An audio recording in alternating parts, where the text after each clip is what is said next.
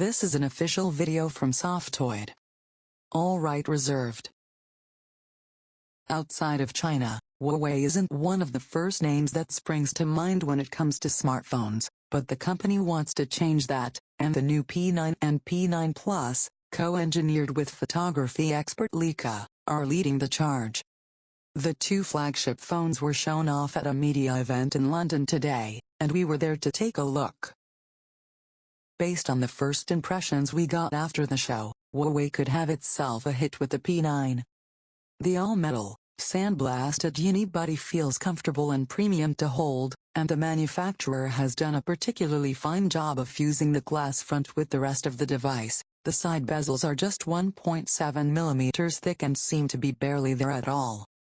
The P9 rocks a 5.2-inch, 1920 x 1 pixel display, and though it doesn't have the AMOLED display tech of the 5.5-inch P9 Plus nor cutting-edge resolution, the screen still looks bright and, on the whole, fantastic.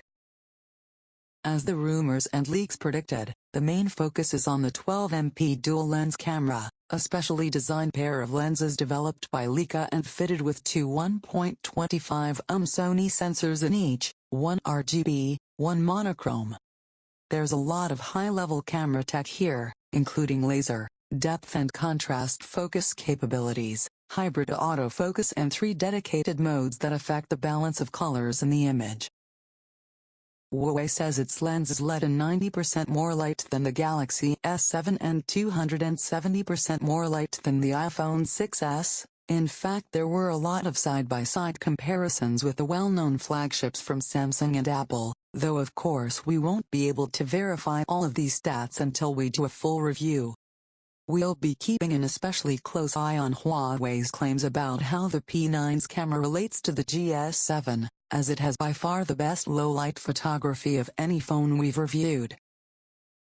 We fired off a few shots in Huawei's demo area, and found the camera fast and responsive, though not perceptibly more so than something like the aforementioned S7.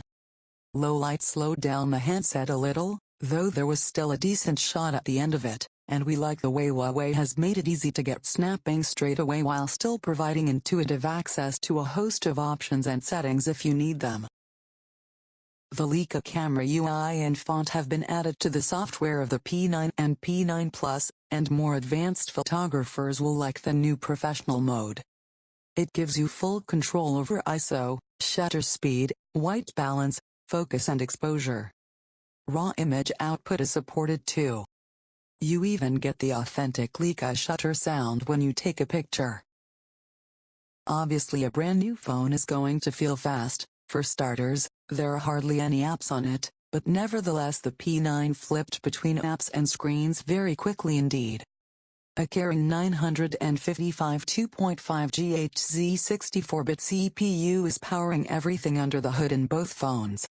We fired up a quick asphalt racing demo, and the phone had no problems at all dealing with it.